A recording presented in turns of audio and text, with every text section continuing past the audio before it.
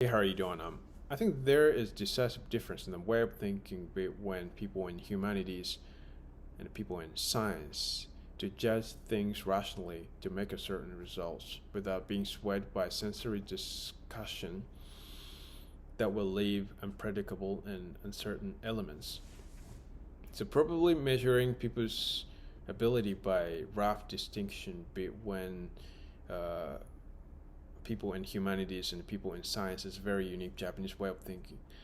But I think whether or not people have the ability to figure out something numerically and logically based on numerical factors will be the significant difference between people in humanities that have a trait to figure out something from emotional aspects and people in science that have a trait to figure out an appropriate answer in accordance with rational formula along with numerical factors.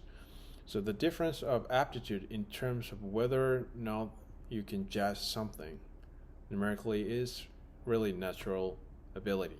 So of course there's some part of things that we can make effort to change the way of thinking from utilitarianism based on your emotion to pragmatism based on numerical judgment acquiredly. But I think it's almost impossible to change uh, your innate ability, your original innate ability, to the opposite one as perfectly and largely as you can deny your original innate ability. So this fact will absolutely appear in the aptitude for a job.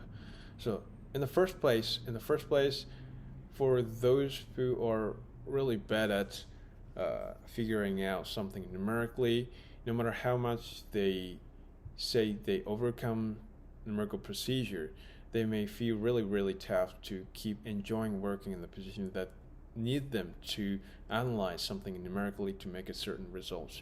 So whether people have a trait of humanities or science has, I think, nothing to do with what they measured and their academic background, but this is rather close to the territory of individual personality. So there are so many programmers in the world who originally majored in a study related to humanities in university or college, but this is not because anybody can get the skill of coding or programming, even though you're the person in humanities. But people already with good innate ability to figure out something numerically, if you even majored in something classified in humanities in the university or college, accidentally found a job as a programmer that is suitable for them. So we really have to know, oh, which traits we have originally, science or humanity, in the early stage. Otherwise, we will make the fatal mistake to choose the wrong job or choose the wrong career path. So it is obvious that if you choose a job not suitable for you, it follows that you are really far from making a good results in the workplace, no matter how much you make effort.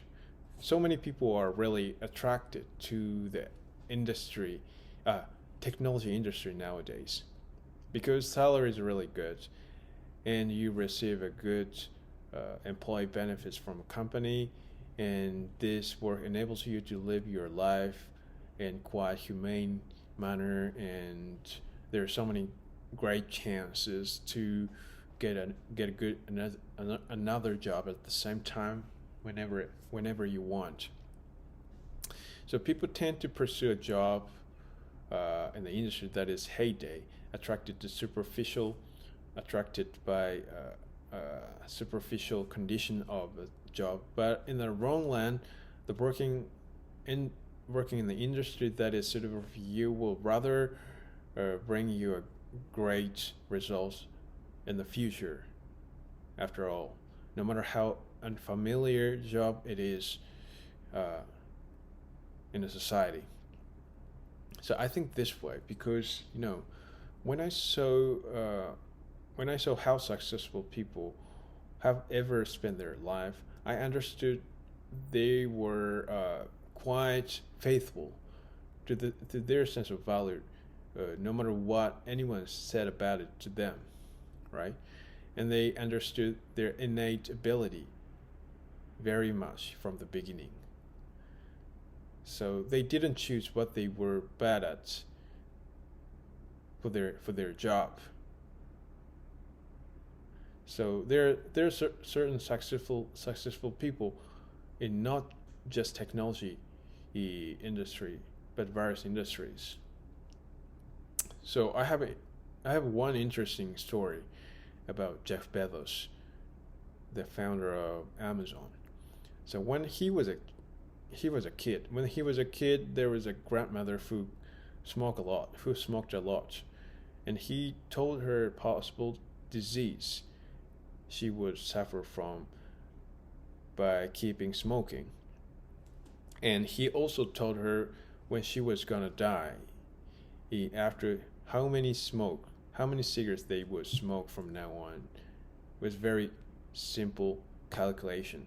So what I want to say here is he already gave us a glimpse of his talent, that he led to a concrete answer through a numerical procedure when he was a kid. Right? So he necessarily became a business manager of a tech company. So there's so many people who complain that they can't win a success no matter how much effort they make, and people tend to believe in effort supremacy to win a success.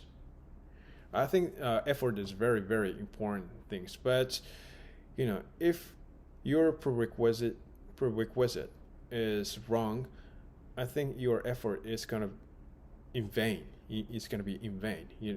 So before that, there are few people asking if where they are is the right place to be to make a certain result, right? I mean, people despise the issue of aptitude of work. The way of thinking, a right place and the right person is a significant issue as it influences your life.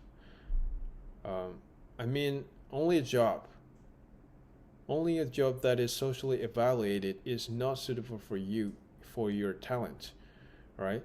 So possibly there is a chance that you can make the most of your aptitude in a job that nobody knows and people generally despise. So I mean, you don't stick to a job that is socially evaluated.